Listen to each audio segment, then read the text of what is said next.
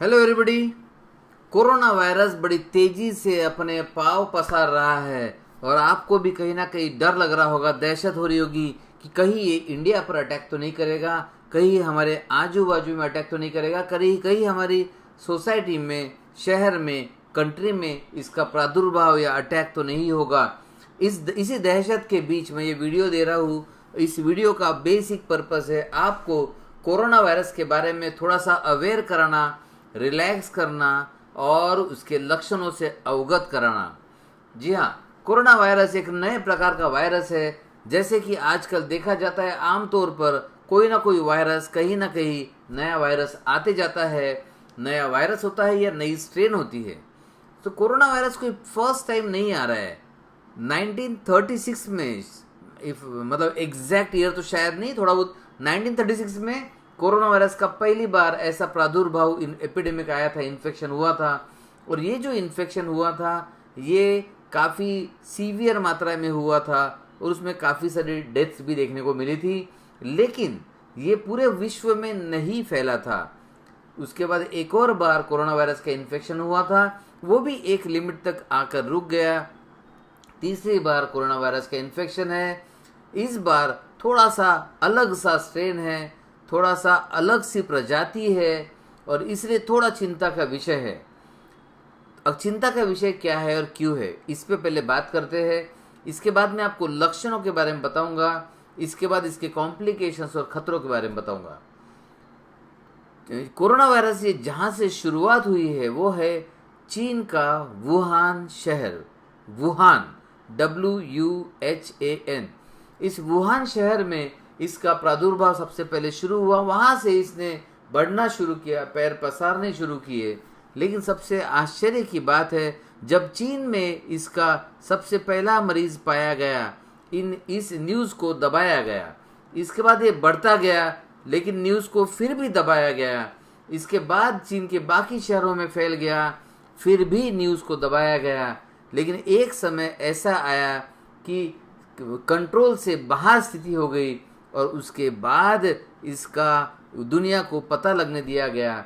ये एक शक की सुई चीन के वुहान शहर के ऊपर लेके जाती है, क्योंकि वुहान वो शहर है जिसमें चीन की या इवन विश्व की, करीब करीब विश्व की सबसे बड़ी वायरोलॉजी लैब अवेलेबल है। अगर चीन में उस वुहान शहर में सबसे बड़ी वायरोलॉजी लैब अवेलेबल है तो कुछ सवाल खड़े करती है। कहीं ऐसा तो नहीं कि कोरोना वायरस का ये जो स्ट्रेन है, जो वुहान स्ट्रेन के नाम से जाना जा रहा है, कहीं उस वुहान शहर के उस लैब में से लीक तो नहीं हुआ है। कहीं ऐसा तो नहीं कि चीन की लैब में एक बायोलॉजिकल वॉर की तैयारी चल रही थी और एक मानवीय संहार की तैयारी चल रही थी और इस डेडली वायरस को वहीं पे क्रिएट किया गया और वहाँ से उसकी वो लीक होने के कारण वुहान शहर में और फिर आजू बाजू के शहरों में बड़ी तेज़ी से फैलने लगा। ये तेज़ी से फैलना इतना खतरनाक हो रहा है चीन में स्पेशली कि 13 शहरों को क्वारंटाइन कर दिया गया, आइसोलेट कर दिया गया। इन 13 शहरों में आना जाना लोगों का मुश्किल हो गया है, क्योंकि ये चीन में इतना बढ़ने के कारण वो चाहते हैं कि अब ये चीन में ज़्यादा ना फैले। लेकिन स्ट्रेन है तो फैलेगा, इसलिए आजू बाजू में भी देखे जा रहे हैं, आजू बाजू की कंट्रीज़ में भी इसका टेस्ट किया जा रहा है। और एक और न्यूज़, लेटेस्ट न्यूज़, अभी की न्यूज़ है, एक पेशेंट, इसका मरीज़, वुहान स्ट्रेन का मरीज़ इंडिया में भी, भारत में भी पाया गया है। मतलब इसने भारत में एक कदम तो दे दिया है। तो पूरे दुनिया में WHO ने रेड अलर्ट कर दिया है, पूरे सारे कंट्रीज ने रेड अलर्ट कर दिया है। जो मास्क होते बहुत ही धड़ल्ले से बिक रहे हैं। जितनी कंपनियां है जो मास्क बनाती है उनका जो स्टॉक है वो ख़त्म हो रहा है, शॉर्टेज हो गया है। तो इतना ज़्यादा एक भयावह सा खतरा दुनिया पर आया है और उससे ज़्यादा डर लोगों के दिल में समाया है। तो चलिए जानते हैं ये वुहान स्ट्रेन की सच्चाई क्या है। ये बायोलॉजिकल वॉर का खतरा हो सकता है या फिर राइनो वायरस, जो आमतौर पर सर्दी या अपर रेस्पिरेटरी इन्फेक्शन तैयार करने वाले वायरसेस है, ये उसी की प्रजाति का कोरोना वायरस, उसी की प्रजाति कहा जाता है। इसका नाम कोरोना इसलिए पड़ा क्योंकि इसके शेप में क्राउन का शेप है, क्राउन यानी कि ताज का शेप है, इसलिए इसे कोरोना वायरस कहा जाता है। तो ये कोरोना वायरस आमतौर पर राइनो वायरस जैसे ही लक्षण पैदा करता है। आमतौर पर इसकी शुरुआत सर्दी से होती है, सर्दी और ऊपर कंजेशन, गले में कंजेशन यानी कि सूजन आना, साथ में अपर रेस्पिरेटरी इन्फेक्शन और बहती हुई नाक के साथ खांसी आना और बुखार आना। कभी कभी बुखार बहुत तेज आता है, आमतौर पर माइल्ड टू मॉडरेट बुखार आना, ये शुरुआती लक्षण हो सकते हैं। आप कहेंगे सर इन शुरुआती लक्षणों में तो ऐसा कुछ भी नहीं है जिससे हम जान सके कि ये कोरोना वायरस इन्फेक्शन है। जी आपने सही कहा, ऐसा शुरुआती लक्षण में कोई भी लक्षण नहीं है जिससे हम कह सके कि ये कोरोना वायरस का इन्फेक्शन है। लेकिन अभी तक शायद आप सर्दी, खांसी या बुखार में डॉक्टर के पास जाना टाल रहे होंगे। अभी मत टालिएगा, क्योंकि अगर ये इस सामान्य लक्षणों से असामान्य की तरफ बढ़ने लगा तो आप नहीं पहचान पाएंगे, आपके डॉक्टर्स पहचान लेंगे। वो आमतौर पर ब्लड टेस्ट करेंगे, आमतौर पर वो ब्लड टेस्ट में कुछ नहीं आएगा, बिकॉज सामान्य ब्लड टेस्ट में वायरस का प्रादुर्भाव समझ में नहीं आ रहा है। अभी भी कोरोना वायरस के बारे में भ्रांतियां है, लेकिन सच्चाई ये है कि कोई भी सामान्य सी टेस्ट कोरोना वायरस के बारे में आपको कोई भी इन्फॉर्मेशन नहीं देगी। फिर आप कहेंगे फिर डॉक्टर्स क्यों जांच करेंगे?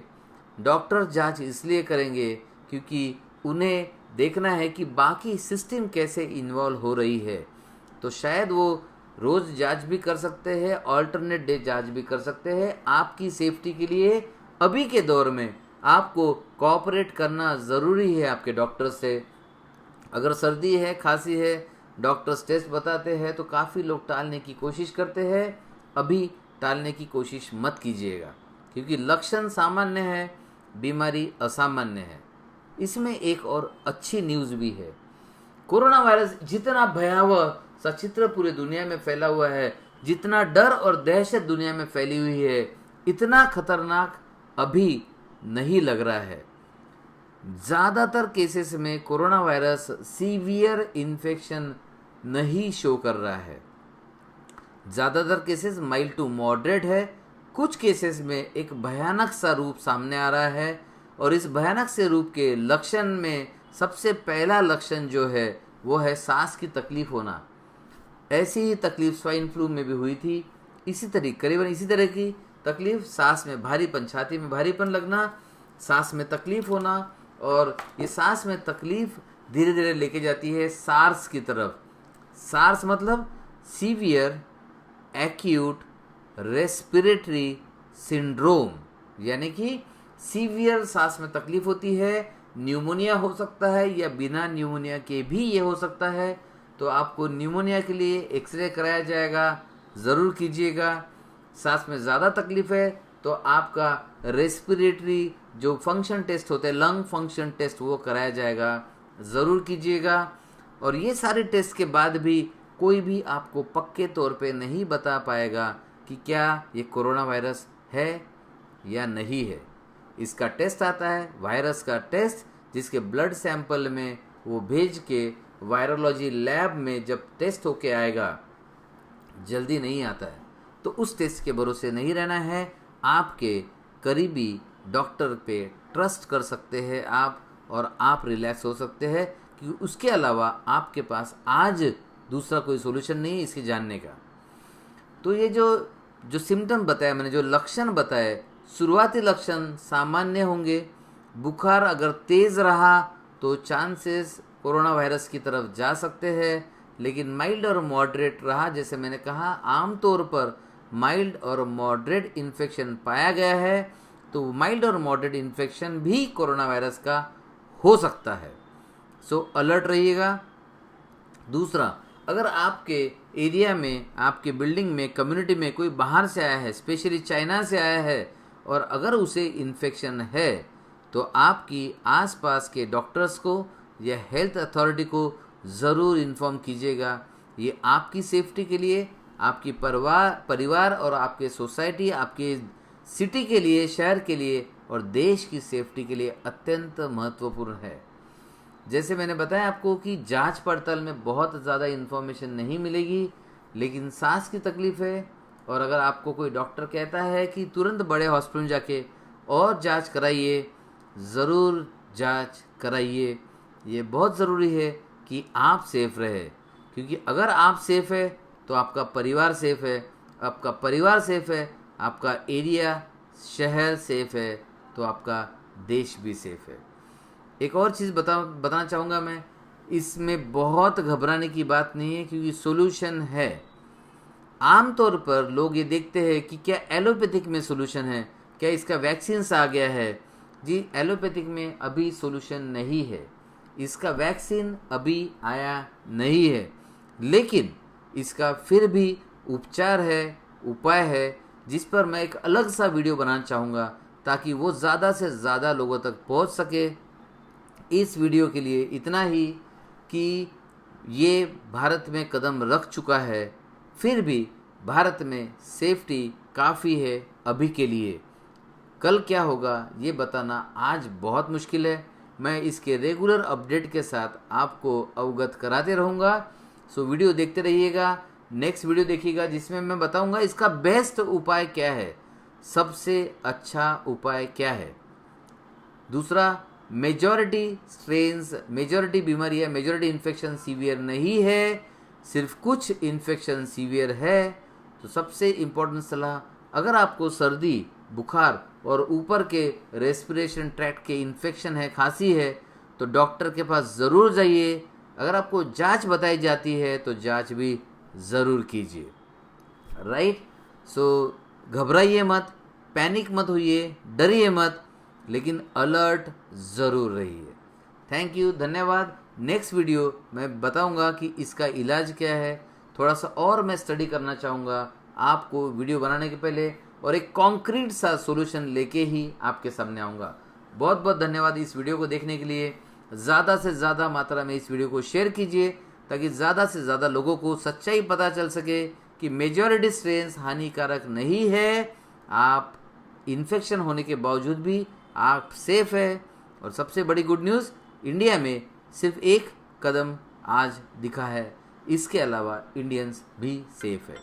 थैंक यू, धन्यवाद, बहुत बहुत धन्यवाद इस वीडियो को वॉच करने के लिए, शेयर करने के लिए, लाइक करने के लिए। Thank you.